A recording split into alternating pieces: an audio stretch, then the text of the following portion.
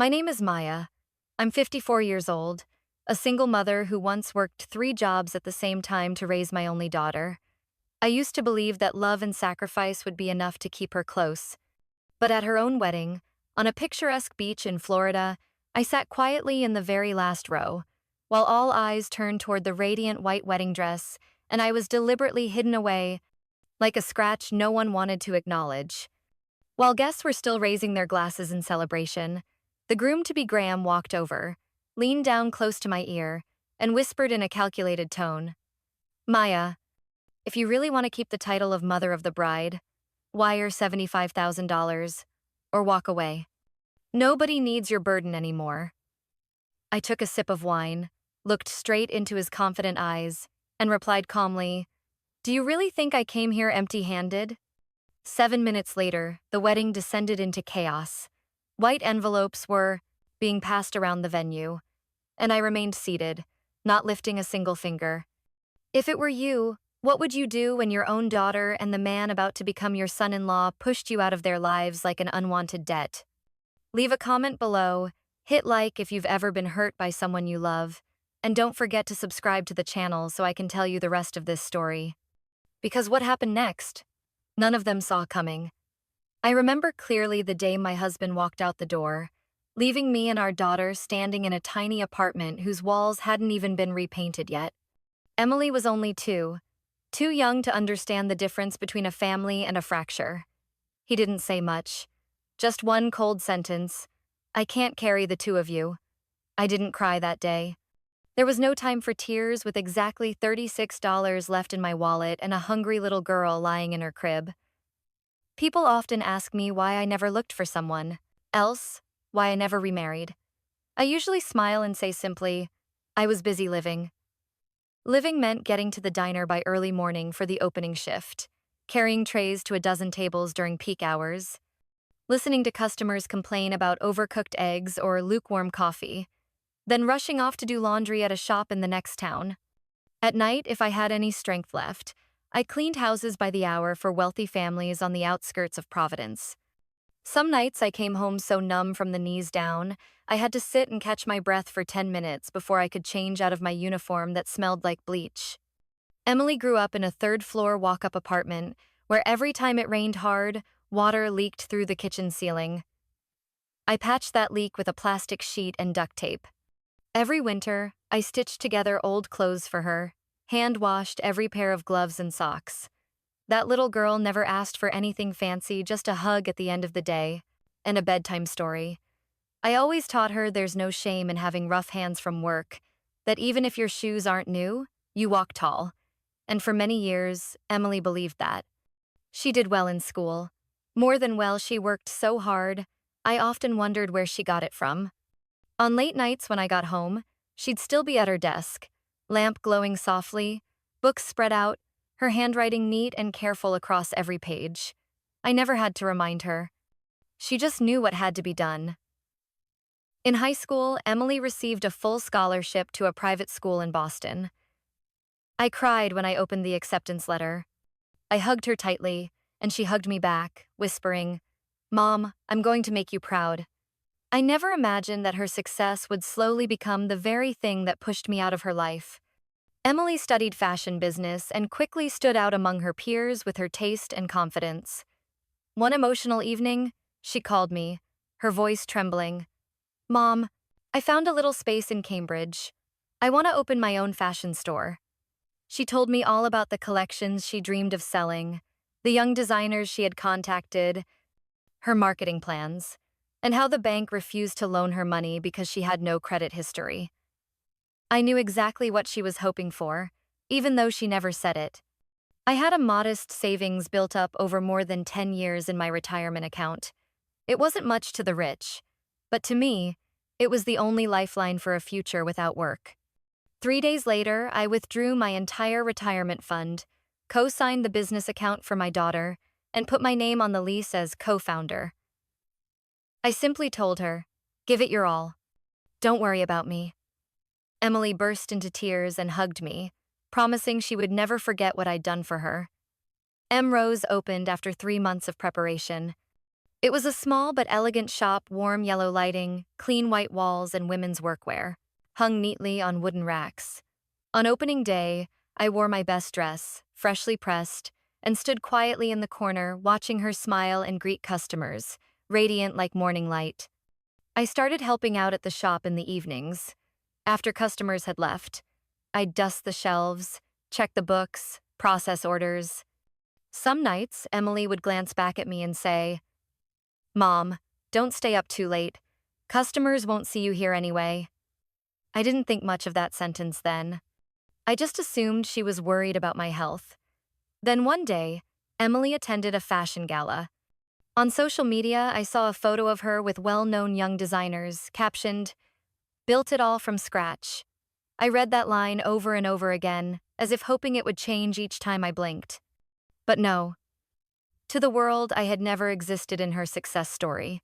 I didn't confront her right away. I told myself it was just a figure of speech. But it kept happening. At more events, in more interviews, she gave.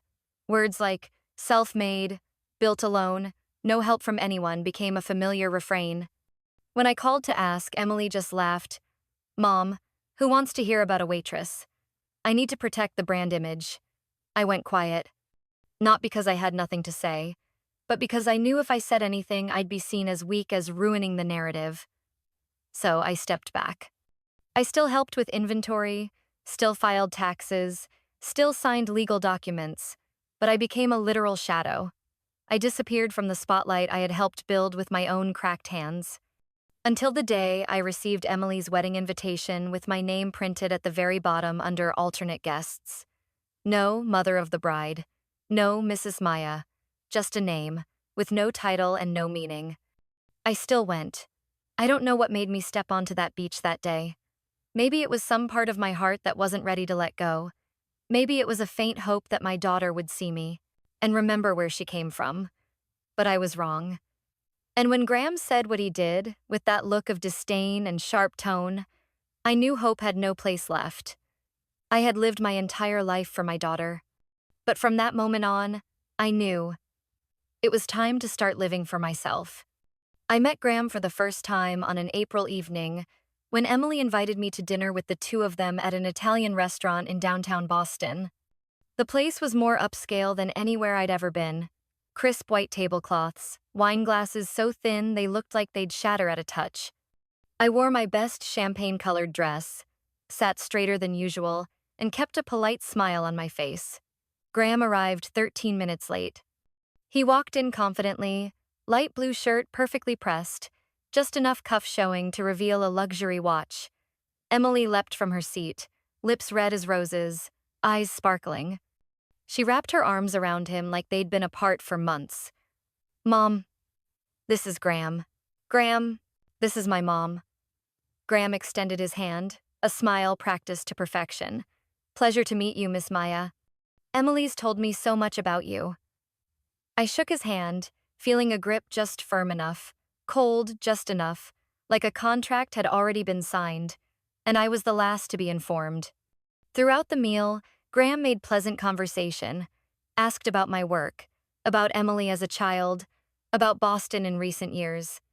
But every question came with an evaluating gaze, as if he were assessing my utility rather than trying to understand me as a person. "When she was a little girl, Emily used to arrange everything by color," I said. "I remember once she organized all the clothes in her drawer by shade, from light to dark. I'm not surprised she chose fashion." Graham smiled. "Organizational habits are a business asset. You've got strong genes, Emily." I let out a soft laugh, unsure whether it was meant as a compliment or just another way of reminding me that I was merely part of the legacy he was calculating how to leverage. After dinner, Graham paid the bill by sliding his platinum card through the machine without even glancing at the total. He pulled out Emily's chair, then turned to me with a quick look. "Would you like me to call a car for you, Miss Maya?" "No need," I replied. "I enjoy walking home. Walking through this area at this hour can be a bit quiet," he said, smiling with his mouth but not his eyes. It was just something to say to sound polite. That night when I got home, I took off my shoes and sat on the edge of my bed, my heart tangled in worry and disappointment. I've met many people in my life, from high-end clients to wealthy bosses, but something in Graham's eyes made it hard for me to breathe easily. There was a silent kind of power that radiated from him, not the kind that commands respect, the kind that makes you cautious. Emily was different. Her whole face lit up whenever she talked about him. After that dinner, our phone calls became shorter. Emily was always busy, always on the way somewhere with Graham, or getting ready for a meeting with a new investor Graham introduced. "Mom, I think this is my chance to step into the real world," Emily said during a rushed call. "Graham has a big vision. He says if I want my brand to grow, I need to start thinking like the truly wealthy." "And what do the truly wealthy think about people like me?" I asked quietly. She gave a small, awkward laugh. "Mom, don't be so negative. Graham really respects you." I didn't ask further. But in my heart, I knew respect here meant they'd tolerate my presence as long as I stayed quiet and didn't get in the way. Graham started showing up at strategic meetings for the store, even though he didn't hold any formal title. I wasn't invited. Emily explained, "He has experience from real estate projects. He's helping me with long-term vision." I kept working behind the scenes, reviewing financial reports, approving supplier contracts, filing business taxes. But Graham had hired a new accountant to optimize finances, as Emily put it. I asked her, "Who gives the final approval?" "Graham and I do," she said without hesitation. I looked at her and no longer saw the old timid girl.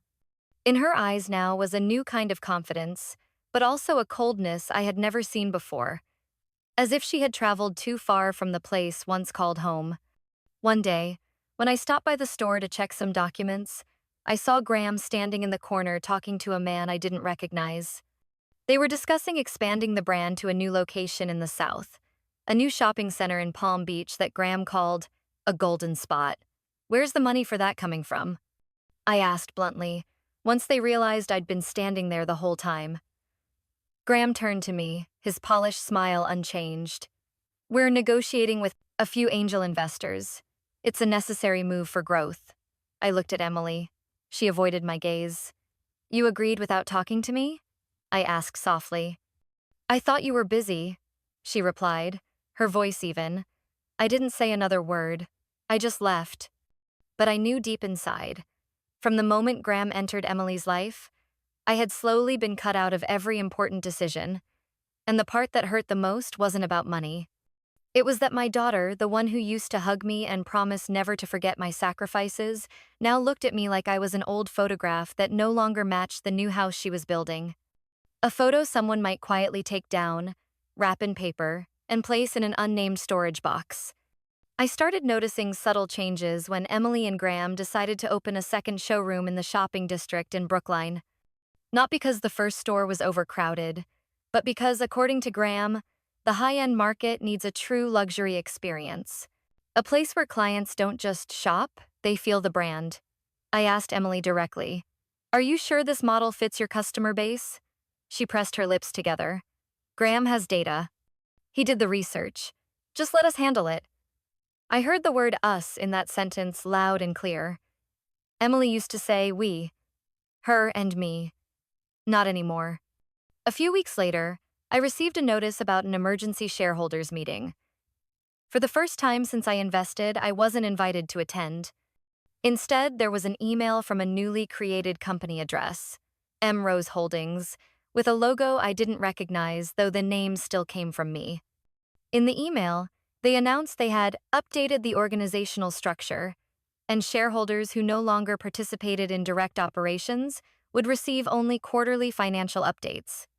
There was no signature from Emily, no explanation. I printed the email, folded it, placed it in an envelope, and set it beside the teapot. I sat there all evening, staring at it like it was a door that had just shut before I could walk through it.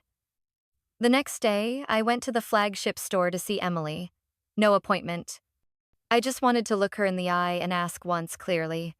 Glass doors gleaming, marble floors, soft French music in the background. A young receptionist looked up from the front desk, her smile perfectly polite.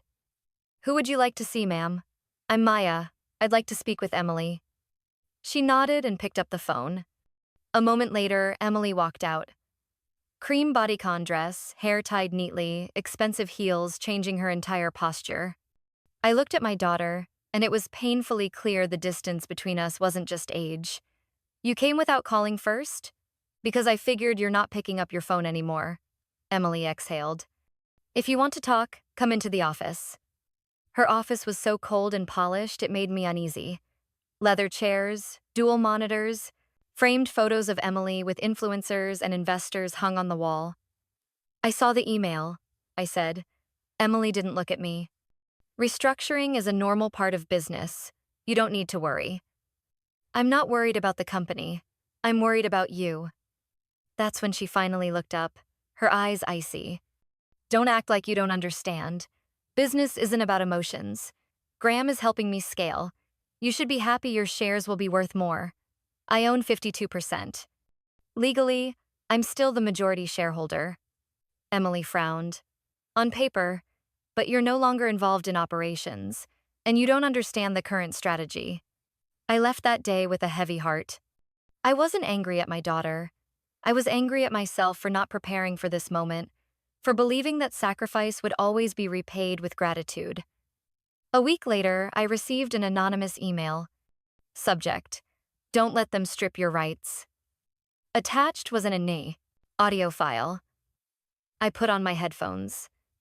The first voice I heard was Graham's. That old woman doesn't understand a thing. All we need is to restructure the finances. Dilute her influence by issuing new shares to outside investors. She won't have time to react. The second voice was Emily's, quieter but clearly going along with the plan. What about your mom? If you want to grow up, you have to let go of the old. She's done her part. Now it's time for us to take full control. I had to pause halfway through. My chest ached like something was crushing it. I had never expected my daughter to be blindly loyal to me. But I never imagined she would be part of a plan to strip away everything I'd spent a lifetime building. I listened to the recording 3 times. Each time, my heart clenched like it had been hit with ice water. I had no tears left to cry. Only a strange clarity rushed over me, not to reclaim the money, but to reclaim the truth and my dignity. That evening, I called Linda, an old friend who used to work as a CPA in Manhattan, now retired early in Maine. We had spent many sleepless nights together in our younger days, working part-time at a law office, dreaming of a time when we wouldn't have to be afraid of rent. Linda, I need professional advice. Linda's voice on the phone was still strong and sharp as ever. Send me everything. Original contracts, shareholder agreements, the recording. Don't do a thing until I look at them. 2 days later, she called me back. Maya, they're not just pushing you out of the company.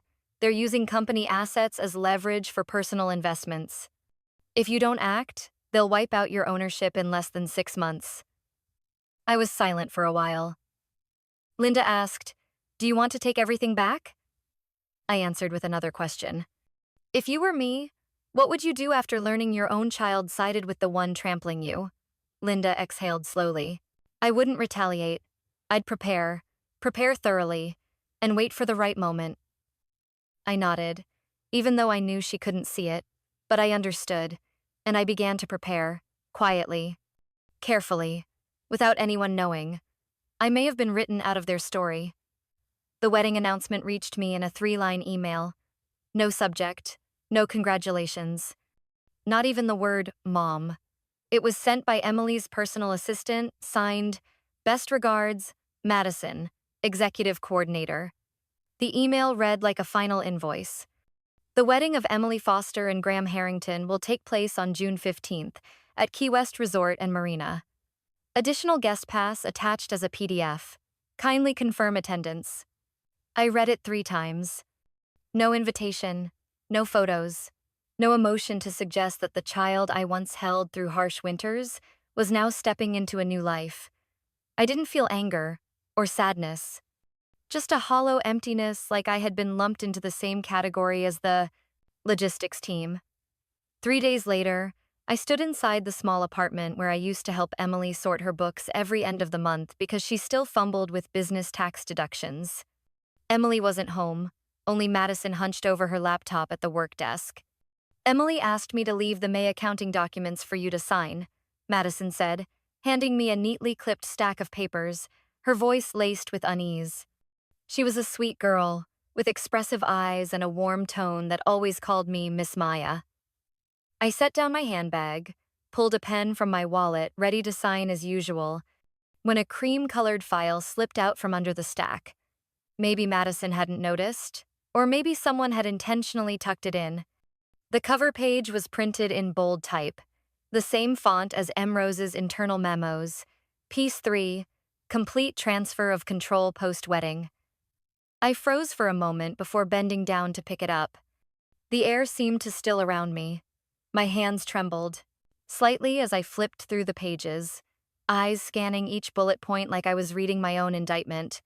Transfer full operational control to Graham Harrington via parent company HH DevCo. Eliminate non-active shareholder, Grace Maya Foster, from the board using the worst structuring by interest dilution clause. Reorganize staff. Terminate employees closely aligned with Maya post-wedding. Submit proposal for senior care admission at Sarasota, Florida, Safe Horizons Living Residence. Execution timeline, 3 weeks after the wedding. I couldn't breathe.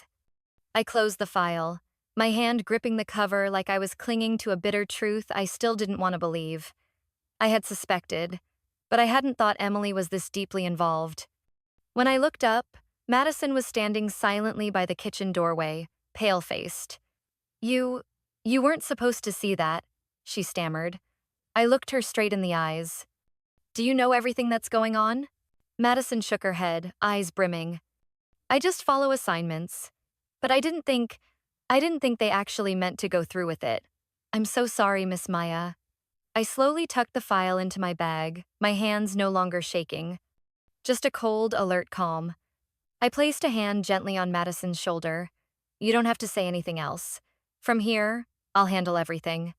I left the apartment without looking back. On the way home, I pulled over on a quiet street, opened my phone, and called Linda. Linda, I found their plan. They're transferring the entire company to Graham after the wedding. And they're planning to put me in a care facility. There was silence on the other end. Then Linda's voice came low. I figured you suspected, but maybe still hoped Emily wasn't involved. Her name is on the plan, I said softly. There's no room for misinterpretation now. Linda let out a long breath. Then we're out of time. We start today. That whole night, I sat at my kitchen table with Linda on Zoom. We scanned every document, reviewed every clause in the shareholder agreement. Good thing you still hold 52% and never signed the voluntary withdrawal clause, Linda said. We can launch a shareholder protection process and activate internal audit rights. But you must stay silent. No reaction. I nodded. I won't react. I'll prepare. Linda paused, then asked, Are you still planning to attend the wedding? I looked at my reflection on the screen. A woman with streaks of gray in her hair, tired eyes from too many sleepless nights. I never wore a wedding dress. No one ever knelt to give me a ring. But I had lived every single day with all the love and strength a person could give to those they loved. I gave a faint smile. I'll be there. And I'll wear my best. 3 days later, I received a white lacquered wooden box, my name engraved in the bottom corner of the Y lid. Inside was the official wedding invitation. Embossed cardstock, ivory tone, printed with the names Emily and Graham, and the words, Honoring the guest of honor, mother of the bride, printed in small silver letters at the bottom. Table 22, behind the stage, near catering. I folded the invitation and gently placed it in the drawer. I wasn't surprised. They probably wanted me hidden behind the stage, out of sight. But they forgot one thing. I was the one who laid every brick of that stage, and I never left my seat. I was just waiting for the right moment. I returned to Boston after a short trip to Portland, where Linda introduced me to an old acquaintance of hers, a former corporate restructuring legal expert. His name was Franklin Myers. a small-built man with a head full of white hair and eyes sharp as a scalpel. When I stepped into his oak-paneled office, Franklin didn't ask many questions. He simply handed me a blank sheet of paper and said, "Write down 3 things you want to protect at all costs." I didn't need time to think. I wrote, my shares, my name, and the truth. He nodded, carefully folded the sheet, and slid it into a legal envelope. "Then you'll need to step back, stay quiet, and follow every step I give you." Over the next 3 weeks, I spent most of my time inside my small apartment, turning the dining area into a war room. I plugged in the old printer I bought at a flea market and reconstructed the entire legal framework of Emrose from the early days, combing through every contract, every financial statement I had kept since the very beginning. Crumpled printouts from 2017 suddenly felt more alive than ever. I formed a new holding company, Cypress One LLC. Linda was listed as co-founder, but I retained 100% voting control in the initial phase. Through legally valid transfer clauses, I slowly shifted most of the shares I held in Emrose into Cypress One. On paper, I was still the original shareholder. But control now belonged to a legal entity none of them could touch. Linda said, "That's the shield. But you still need a sword." I understood what she meant. Graham had experience. He never used his real name to do something illegal. But I was no longer the woman they thought only knew how to mop floors. I reached out to someone I once helped in the past, Calvin. He used to be a financial assistant for a luxury hotel chain in Tampa. One evening, I invited Calvin to dinner at a small restaurant in Brookline. When I brought up the name Graham Harrington and the Haven Lakeside property project in Tampa, his brows furrowed. "You're saying Graham's involved in that project?" Calvin asked, lowering his voice. "I don't have proof yet, but I need to confirm whether Emrose money was funneled into that project." Calvin sat still for a moment, then pulled out his phone and sent a message. 10 minutes later, he returned to me. "I have a friend who was on the audit team before the project fell apart. I'll reach out." 3 days later, Calvin sent me a cleaned-up packet of documents, including a cash flow chart and funding sources for the Haven Lakeside project. It showed an investment of exactly $200,000 from a business account under the name Emrose Ventures LLC, a subsidiary I had never approved or signed into existence. I handed the documents to Franklin. He raised an eyebrow, smirked. "You just found your sword." Linda immediately initiated the next step, drafting the formal demand for a mandatory internal audit, filed under the new legal entity Cypress One, requesting a full investigation into fund transfers from Emrose to all affiliated companies within the past 2 years. Under Massachusetts corporate law, this was a lawful demand from a shareholder holding over 50% of the voting shares. I signed without hesitation. At the same time, Franklin prepared a set of documents, including a petition for temporary asset freeze in case of unauthorized transfers, and formal notices to Emrose's minority investors regarding the change in legal ownership. We made a list of 17 names, among them were 4 very familiar faces. The same new friends Emily often mentioned in her casual chatter. "I'll have every envelope hand-delivered on the wedding day," Franklin said. I nodded. That night, I opened a drawer and pulled out a faded purple velvet box. Inside was a silver hair clip, a birthday gift I had bought Emily when she turned 16. I had worked 10 nights of extra shifts to afford it. Emily wore it on her high school graduation day. Now it lay quietly here, replaced by expensive jewelry Graham had given her. But I kept it, not for its value, but for its memory, because memory is the one thing they can never take from me. The next morning, Linda arrived carrying a thick folder over 100 pages long containing the entire set of documents to be sent out at the most critical moment of the wedding. "Are you sure you want to do this at the wedding?" she asked, her tone serious. I looked her straight in the eyes. "I'm not destroying my daughter's wedding. They already turned it into a brutal power transfer agreement. I'm just signing my last line." Linda didn't say more. She only gave my hand a firm squeeze. "Then it's time to bring out your best dress, Maya. You'll need to look like a lady of stature, so they'll know who you are." I smiled slowly. I won't wear black or gray. I'll wear blue, the color of the ocean, the color of freedom. Key West Resort gleamed from the entrance gates. White orchid baskets lined the path from the reception hall all the way to the beach. Silk tablecloths shimmered like water, chairs wrapped in silver gray velvet. Sunlight sparkled off perfectly aligned champagne flutes arranged in spirals.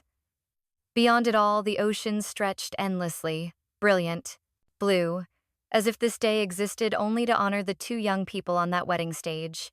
I stepped out of the car in a modest blue dress with a gentle V neckline, paired with cream-colored low heels I had carefully polished the night before.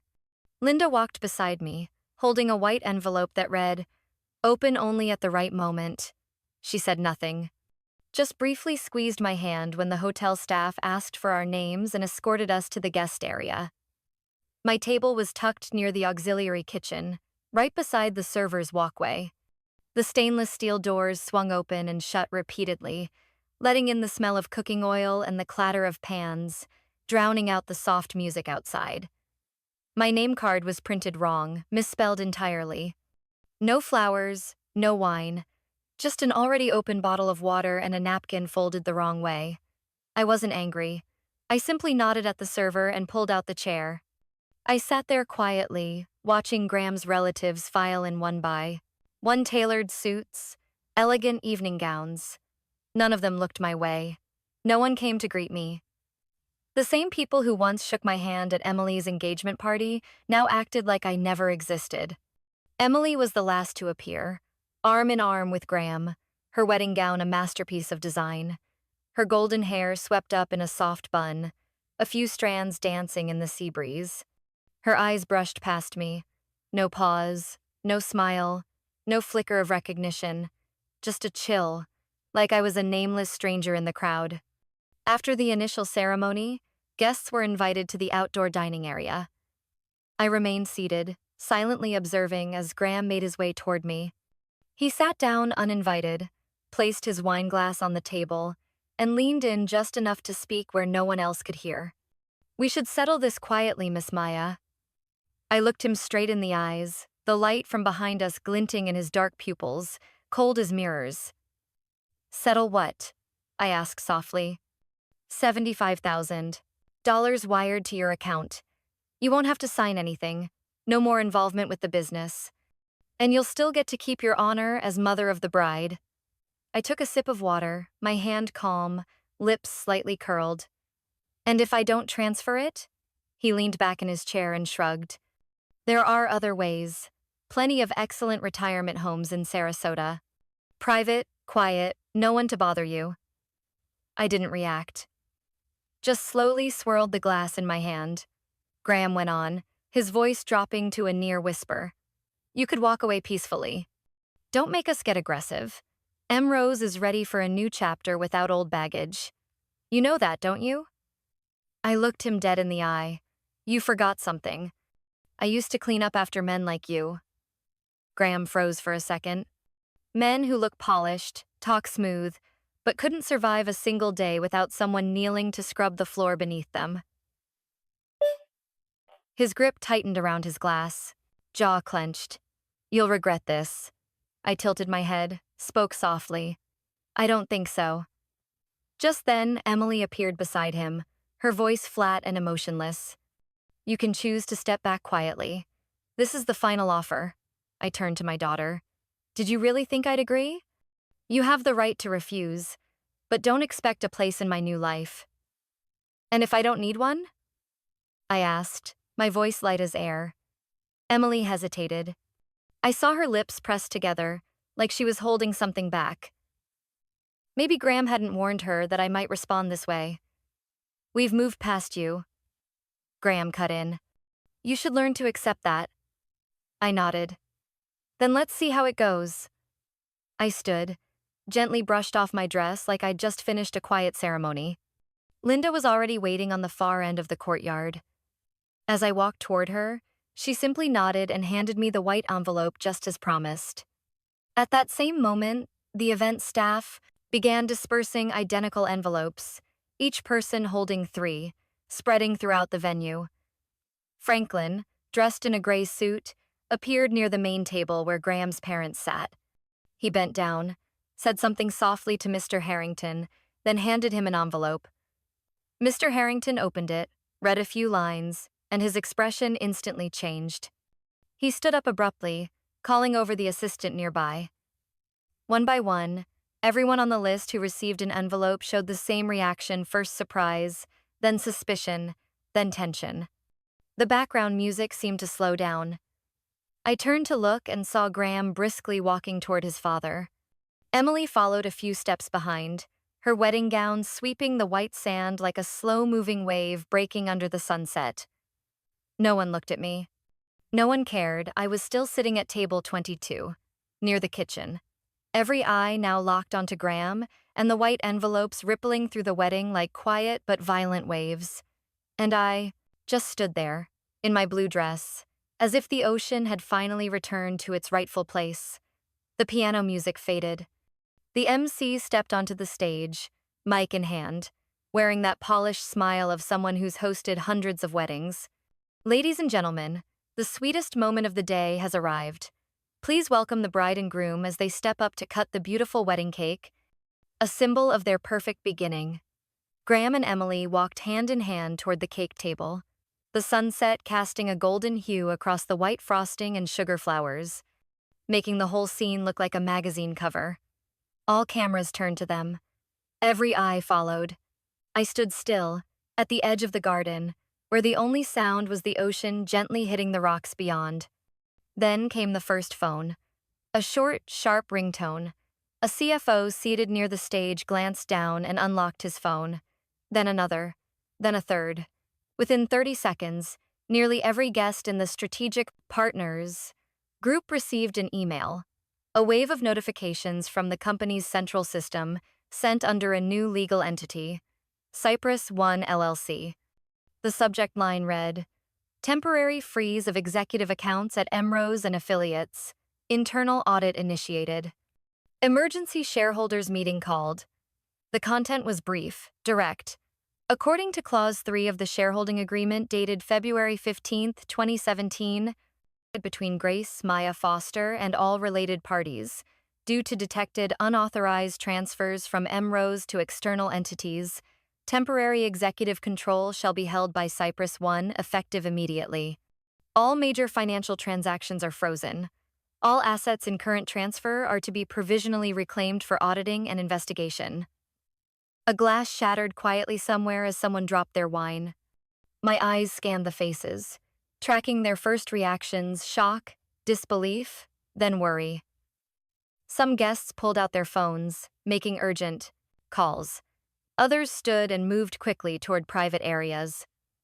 The atmosphere shifted suddenly, sharply, like a season changing without warning. Meanwhile, Franklin's legal team completed their task in silence. Each envelope was delivered precisely, without delay. One was handed directly to Mr. Harrington, Graham's father, as he lifted his wine glass. He opened the letter, read barely half a page, and his face darkened. He turned sharply toward his son, lips pressed so tight they looked ready to burst. Graham was still smiling at the cameras, one hand holding the cake knife, the other wrapped gently around Emily's waist. He didn't know yet, until the MC received his envelope. It was one Franklin had delivered personally. The MC opened it on stage, probably thinking it was a last-minute script update. But then, he froze, eyes widening, hands gripping the paper. The mic was still on, and the crowd could hear every sharp breath. "Ladies and gentlemen, I'm sorry. I need a moment," the MC said, voice shaky, then stepped down from the stage. Graham turned, frowning in confusion. An event staffer rushed up and whispered something in his ear. He dropped the knife, pulled out his phone. Within seconds, I saw Graham's phone light up with messages. Each one made his face change. Then the second phone rang. He turned to Emily and whispered something. She nodded, trembling. Just then, Mr. Harrington stormed in from the VIP section. He didn't wait for silence, didn't bother with etiquette. Standing in front of Graham, he slammed the envelope down on the cake table, voice low but crystal clear. You used company assets to cover losses at Haven Tampa? You funneled $200,000 through your wife's boutique without board approval? Graham went pale. Emily stepped back. The cameras were still rolling, but no one dared press the shutter. I'll handle this, Dad, Graham said quietly.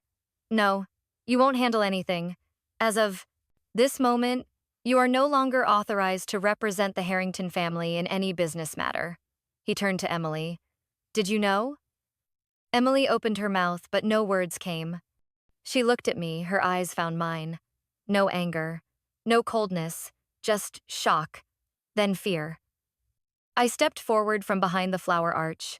The last golden light of the day touched my shoulder. Emily rushed toward me.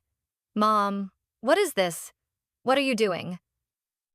I looked at her, my eyes calm, as if I were speaking something that had long been written in stone.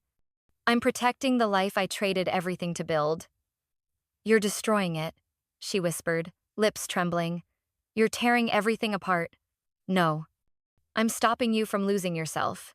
Graham cut in, his voice sharp like a blade. You have no right. I looked him straight in the eye. I own 52% of the shares, and I've transferred them entirely to a new entity. Cypress One is now the legal owner of Rose, and I'm the one who signed the authorization to initiate the internal investigation. Emily took another step back, her face pale. Mom. I've stayed silent too long, Emily. My voice was steady, not raised. I let you choose, I let you walk your own path, but you let someone else take your hand without realizing where they were leading you. I didn't know Graham was doing all that, Emily whispered. But you stayed silent when he said he'd put me in a nursing home, I replied. Silent when they transferred ownership of the company I built. Silent when I was seated near the kitchen at your own wedding. Silence is a choice too, Emily. And that choice comes with a price. I looked at her again, closely, as if trying to find the little girl who once held my hand running through the first summer rain, singing the alphabet song with joy. But the sea breeze brushed past, carrying a feeling I couldn't quite name. Maybe it was regret, maybe it was release. I turned away, slowly. Behind me, the crowd murmured like an undertow. But I didn't need to look back. I didn't need applause. I didn't need anyone's recognition. I only needed one thing, that I stood up, at the right time, in the right way, with the right integrity, and that I didn't let silence turn me into a ghost in the very story I had written from the first page. Emily chased after me through the now unraveling crowd, her wedding dress stained with a streak of white frosting from the cake someone had knocked over in a panic. The whispers rose like crashing waves, echoing in my ears and then fading. I heard her voice, hoarse and panicked, cutting through the noise. Mom, you're destroying everything I have. What are you doing? Do you know how many people just turned their backs on me because of you? I turned around and looked directly at the face of the daughter I had spent my entire youth lifting up. Her makeup was smudged, her eyes wide, with fear nothing like the little girl who once stood before a mirror practicing the words, I love you, Mommy, with such innocent pride. I'm not destroying anything, I said slowly. I'm reclaiming what was mine to begin with. And you, I looked deep into Emily's eyes. You need to learn to call things by their real names. Emily was speechless, her hands clutching the hem of her dress as if trying to hold something from breaking apart. I never meant for it to go this far. I thought you didn't need those things anymore. You said all you needed was me. I nodded gently. That's true. I once believed that. But what you gave me wasn't love anymore. It was forgetting. And shame. Graham stepped in between us, his face no longer confident, but tight and furious like an animal cornered. His voice dropped, each word crisp. You think you've won? A few documents, some emails, you think that's enough? You have no idea who. You just crossed. I didn't flinch. My gaze didn't leave his. Then, let's see who calls you first after this, I said quietly. Me or your father? Graham's face went pale. I saw his eyes flicker, like glass cracking under pressure. He stepped back, glancing around as if searching for support in the crowd, but all the familiar faces had turned away, avoiding his gaze. Mr. Harrington stood not far off, arms crossed, watching his son coldly, as if reassessing the entire value of a failed investment. And Emily, seeing her father-in-law withdraw, could only cry out in desperation. "Graham, do something. Say something." "Not now," he muttered, then turned back to me. "You think you can hold on to this company for long? No one wants to do business with an old woman who lives on bitterness." I tilted my head slightly, smiled faintly. "I don't live on bitterness. I live on truth. You live on borrowed reputations and empty promises." "We built an empire," Emily snapped. "Emrose was made from my effort, my ideas, Graham's connections. You just put up the money. You don't know anything about fashion or growth strategy." I nodded. "You're right. I don't know haute couture. I don't know how to network with investors in Palm Beach. But I understand every number in a quarterly report. I know which cash flow line is in the red. And I know exactly who transferred $200,000 from the company account into the Haven Tampa project without approval." Emily took a step back, her eyes filled with suspicion. "You were tracking me?" I didn't answer right away. I walked over to a side table where Linda was waiting. She handed me a file I had signed 2 days ago. The formal decision to convene the board, the freeze on internal asset transfers, and the suspension of Emily's CEO title until the financial audit was complete. I placed the file down on a nearby table, then looked at my daughter. "It's not that I was tracking you, it's that I'm not as naive as you thought." Graham turned to Emily, urgency in his voice. "You didn't sign anything, right? Nothing with your approval on share division?" Emily shook her head, confused. "No, but I think I signed something earlier this year. When Mom sent that addendum from Linda." Graham clenched his fists. "Damn it. That was the temporary voting rights transfer form." I responded softly. "Exactly." Emily collapsed onto a chair, hands covering her face, a small sob escaping into the thick air, heavy with the weight of 100 eyes watching. "I never meant to hurt you," I said, my voice gentler now. "But I can't let you become another version of the man who left us." "I'm not my father," Emily cried, tears streaming down her face. "But you're repeating his choices," I replied. "Taking others' sacrifice for granted, treating love as something you can bargain with. And, when it loses value, you discard it and call that a fresh start." Graham suddenly turned to me, his voice hard. "What do you want?" I was silent for a few seconds. That question should have been asked years ago. "I want to see my work not stolen. I want to know my daughter still knows how to admit when she's wrong. And I want you both to understand. I'm no longer the mother who quietly gets pushed to the back door." I turned away, walking slowly. Behind me, there were no more arguments, just the sound of the ocean rising, the wind cutting through the palm trees as if washing away the last layer of glamour now stripped bare. And in that wind, I heard myself calmer than I'd ever been. Night had begun to fall as I stepped away from the main area of the party. The glow from the candlelit path was beginning to fade. No footsteps followed me anymore. I didn't look back. There was no need to see what I already knew.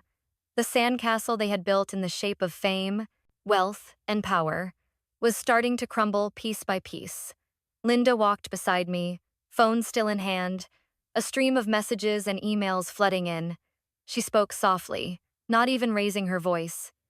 "Mr. Harrington just issued an official statement to the investors. He's pulling all funding from Emrose, effective immediately." I nodded. I figured he wouldn't want to be caught in any financial investigation. Linda paused to unlock her phone and held it out to me. "You should see this." On the screen was the homepage of a major online fashion publication with a headline in bold, "Financial Scandal at Emrose Boutique, Investment Structure Violations, Unauthorized Asset Transfers." Below it was a photo of the wedding cake tilted to one side, a spilled table at the reception, and a snapshot of Emily standing in the middle of the stage, tearful eyes, wedding dress smudged, surrounded by guests quietly walking away. No one stayed for photos, no one cared about capturing a sweet moment anymore. Because on that very wedding day, all facades had fallen. That night, I instructed Franklin to file an official lawsuit with the Massachusetts State Commercial Court on behalf of Cypress One LLC, major stakeholder of Emrose.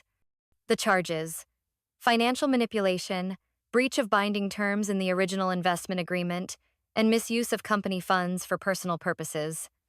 At the same time, I signed an internal order suspending all of Emily's executive roles at the company, effective immediately and pending audit and investigation. The evidence had been prepared over months by myself and our legal counsel, from the $200,000 transferred to the Haven Tampa project, to the series of subcontracts approved without vote, and even the internal emails where Emily agreed to pause being a mother to better coordinate the brand image. Linda looked at me slowly. "No one thought you'd go this far," I answered without turning back, because they never thought I could. The next morning, when I walked into company headquarters, no one stopped me at the door like before. The new receptionist bowed her head politely and smiled with respect. Emily's portrait that used to hang in the main lobby had been taken down, replaced with the original logo I designed, still a single blooming rose on a white background, but now with the words, "Founded by Maya Foster, 2017. I walked through the same long hallway I once cleaned every night. The ceiling lights were still there, the furniture unchanged, but the space felt different. I wasn't walking in as the CEO's mother anymore, like they once labeled me. I was walking in as the founder, and as someone who had returned.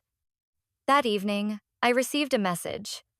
A short string of words, just 8 of them. "Mom, I'm sorry for everything." The message was from Emily. No emojis, no follow-up. Just 8 words, sent at 6:47 p.m. New York time. I stared at those words for a long while. But I didn't reply right away. Not because I held a grudge, but because I understood remorse doesn't come in a single message. It takes time, and sometimes it needs the loneliness it creates to fully grasp what's been lost. I knew Emily would face many questions. The media would not be kind. The investors who once shook hands and laughed would now withdraw coldly. Graham? He had vanished overnight. According to Linda, he packed his things and left the hotel without settling the bill. No forwarding address, no message to anyone. Word had it his father publicly disowned him and cut off all financial ties to his eldest son. I wasn't glad, but I didn't feel sorry either. Because these were the consequences of their choices. And sometimes, collapse is necessary to stop the harm from continuing. In my small apartment in Boston, I sat in an old leather chair by the window and reopened the original financial records of Emrose. From the first year. Every number, every line I had handwritten was still there, rough, unpolished, but real. I remembered the day Emily made her first sale. A dress in olive green, sent by a small designer in Brooklyn through an order I had placed. She hugged me tight right after the customer left, laughing and shouting, "Mom, we did it." I once believed that moment would last forever. But nothing lasts forever if people lose the gratitude in their hearts. I don't deny what Emily tried to build. But I also can't overlook what she lost by chasing the glittering promises of a man too dishonest to stand on his own. The legal files were still on my desk. I knew the hearings ahead would be tough. But I wasn't afraid. Because this time, I had the truth, the law, and a sense of self that no longer bowed.